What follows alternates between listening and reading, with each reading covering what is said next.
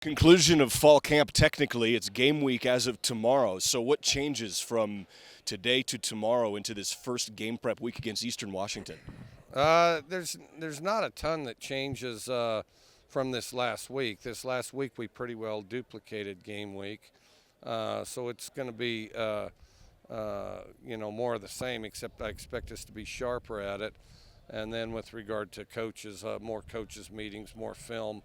More of that stuff, some logistics, but a lot of it film as we sharpen the preparation on our opponent. Yeah, when does that process start? And maybe it's tonight as soon as I let you go here, but when do you start to look specifically at the Eagles? It started already. But we draw it together tighter, and rather than we go from a bunch of great suggestions to specific decisions. Now, I know you do what you do, but when you look at film, do you put some emphasis on certain things that you think will work in particular against Eastern Washington's scheme? Oh, absolutely. We do. We'll adjust the sets, adjust the matchups. We'll feature certain plays. Other ones will go on the shelf till they match up against a team that they fit better. But yeah, then the longest discussions that we have isn't as much what to run as it is what not to run, so that, hopefully we can tailor it the best that we possibly can to what Eastern Washington presents.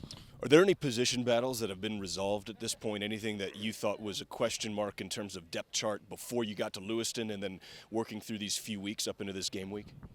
Well, I think a little bit. I think,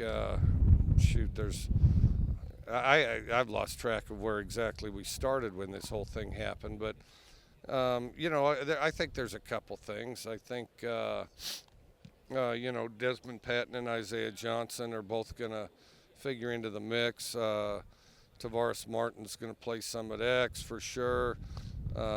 James Williams proved that he belongs in the rotation. Offensive line-wise, I would say some backups. I thought Fred, made himself the backup center. B.J. Salmonson clarified the fact that he belongs in the mix. Some other guys are still battling. But I think that the depth is there's plenty of battles there, and then defensively, where they play more packages, I think it's going to be even more dynamic than on offense. Any of this stuff off the field been a distraction at all? A little bit, but that's the biggest thing. I mean, we've done what we can to remove it as a distraction, and we haven't had a lot. We've only had really issues twice in a year. I mean, they're close together.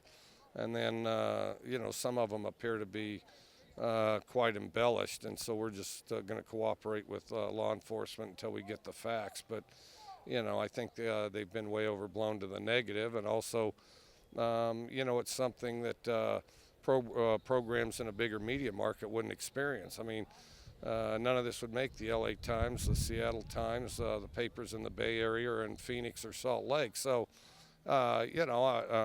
but we need to, keep a close eye and make sure, we're doing the things that we're supposed to do. All right, Coach, thank you very much. All right, thanks.